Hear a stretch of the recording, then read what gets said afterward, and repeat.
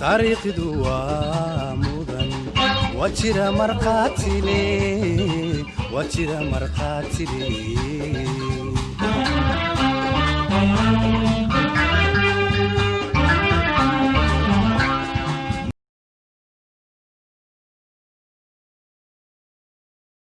waxa isaguna halkaasi inooga muuqda wasiirkii wasaaradda dib u dejinta dalka jamhuuriyadda Soomaaliland Mr Maxamed Baaruud Cali waxa waraysi la yeelan doona Cabdi Fataax oo ka waraysan doona hawlaha ay wasaaradoodu qabato Soomaaliland Maxamed Baaruud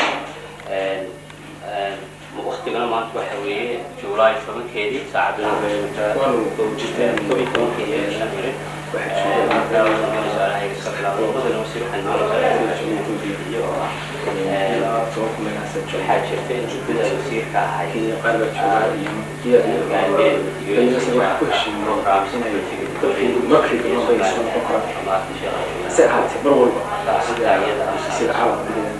الوصيدية بالولد كسر كسر نقيا وماله يسوق لي كل وراي يسوق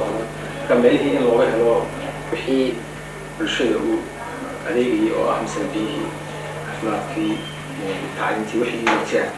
متاع مرة نقولش إني أفريس عشان كنا غير سؤال هسا تبرع دجال الله داعي دجال حسب تقول لي السؤال نقول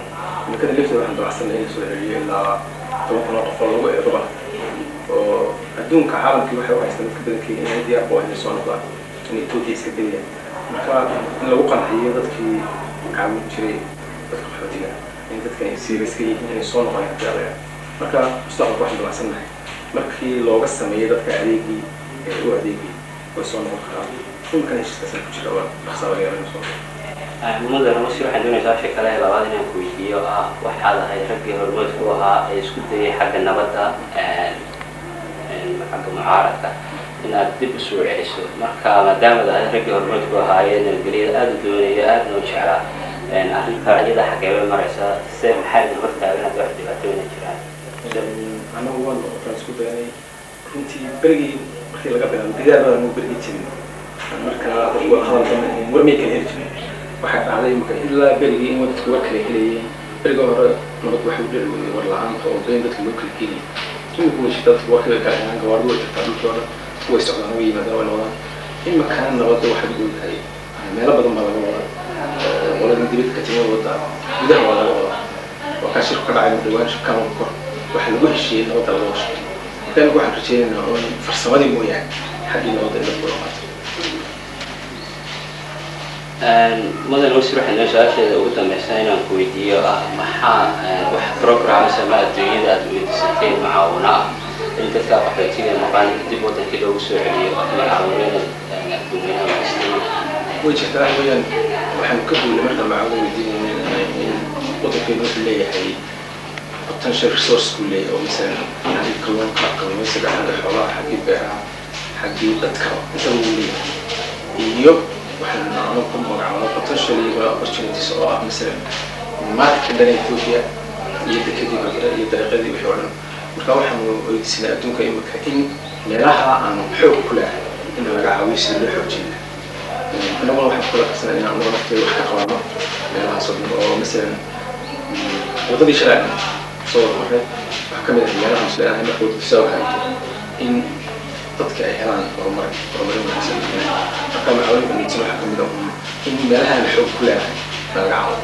oo laga faa'iido waa sax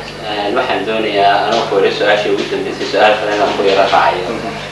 maxaa ay dadkan qaxootiga ku maqan Europe ama North America ama Scandinavia ama adduunyada dhanba waxa jirta in shil weyn laga soo celiyay Holland marka dawladda Somaliland maadaama ay tahay si wax policy miyay la gaarin dawladaha dibadda in dadka la soo celiyo ama wax xiriira miyay jiraan waxaan sameeyay sanadkii waxaan sameeyay afariisagaashan document la yiraahdo siyaasadda Somaliland ka leedahay muxsin doonta siyaasadda Somaliland ka leedahay xagga qaxootiga asna waxay sheegaysaa sida marka ay sheegay dadkaasi mar walba markay doonaan soo dadkii Somaliland oo soo markay doonaan laakiin waa in cid soo celinaysa هذه يقول قحوتي واحد وسياسة وطن كقحوتي هي وطن كسون أوان يعني يو أنا سياسة حدا قوي كشيء مرة ممكن مش إذا مرة الله مركز القول هذا الحرارة وطن كمركز كل ذوق مثل واحد يقول يعني كسور بعدين ضد iska soo celiyaan warqad baan noo qoraan leeyahay dadkaygaasi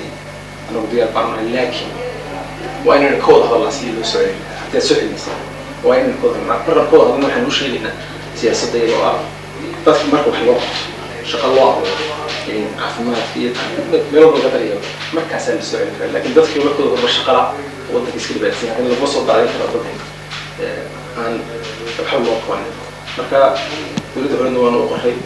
safaaradooda waan u qoray heegan waan u qoray yonesan waan u qoray iyo waxaan u qoray heedaa human rights waan u qoray inay hodan samaynayso siyaasadda xun ee ku soo daadin dalka iyo weliba u diyaarayn dadka waan ogolayn dadka mar walba qaxootigana adduunka waxa uu caalamka waxa uu heshiis wax weeyaan qofku inuu diyaar yahay soo lama soo khasbi karo oo isagu baqanaya ambale ma noqonayo waddanka waxaas ay lahayd marka waxa weeye mar walba waa in noqoto voluntary repatriation waa in noqoto wax diyaar qofku yahay loo mudane wasiir aad baad umahadsantahay nafkiigaan kula yeelana maanta programka intaas nooga eegay